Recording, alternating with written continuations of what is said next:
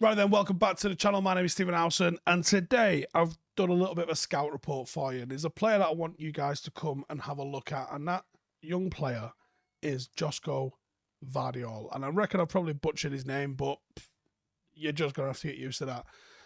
This is young lad, centre back, also plays at left back, plays for RB Leipzig, Croatian, 19 years of age, someone I think will be well on Ralph Rangnick's radar.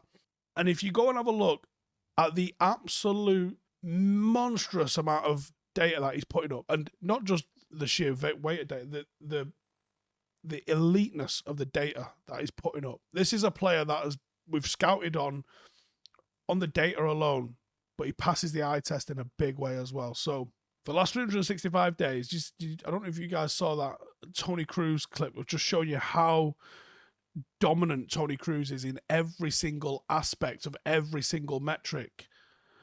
Well, Josko's the exact same as well in every defensive aspect. And not only that, the guy dribbles out of defense, he steps out.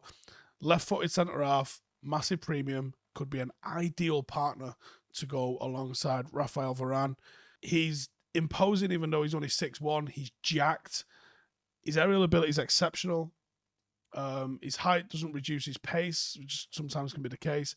He's quick, really pacey across the ground. He recovers really well, something that Maguire's probably massive weaknesses.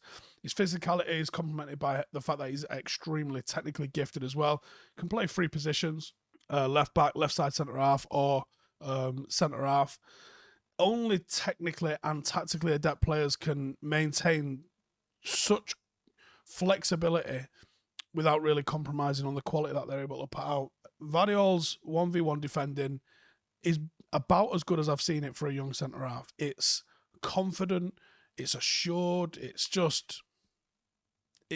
excellent. And some of that might be put down to the fact that he played as a left-back a lot, where you're used to dealing with wingers who are going to try and stand you up and get around you.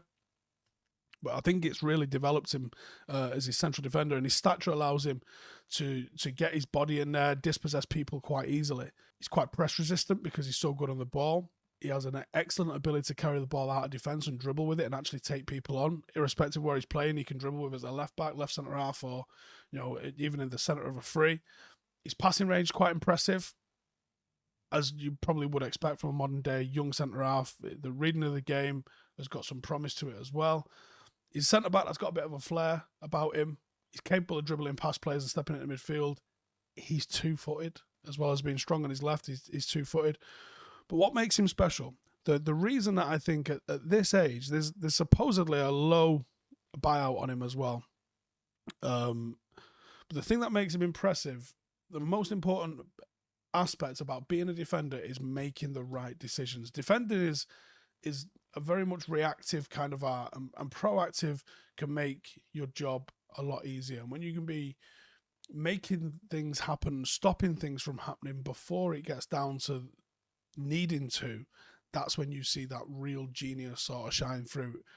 And I would say, even at this young age, Vardiol is showing that sort of understanding right now, that commanding decision making, just knowledge of the right thing to do is already there in him. He knows exactly what to do. He knows exactly when to go for an interception, when to delay, when to show someone wide, when to put a tackle in, when to drive forward, when to offload it, when to commit a tackle, when to take a step back, when to allow someone to run at him. We're talking about potential. I think he sits above Mengi. I think he sits above Axel Tuanzebe in terms of what I've seen out of both of those two. He's playing first team right now. I think this is a potential generational centre-half that's coming through. The prior relationship that exists with Ralph Rangnick and the RB group might mean that this is something that could happen. Whether it'll happen in January, I highly doubt, but this would be a player that if he starts popping up on those transfer rumour lists, because I haven't seen him. This is one that we've just plucked out. This is who I'm putting my hat on and saying this is a defender for the future. Someone's going to snap him up. He will be one of your FIFA Pro World 11 centre-halves in the next 7 or 8 years.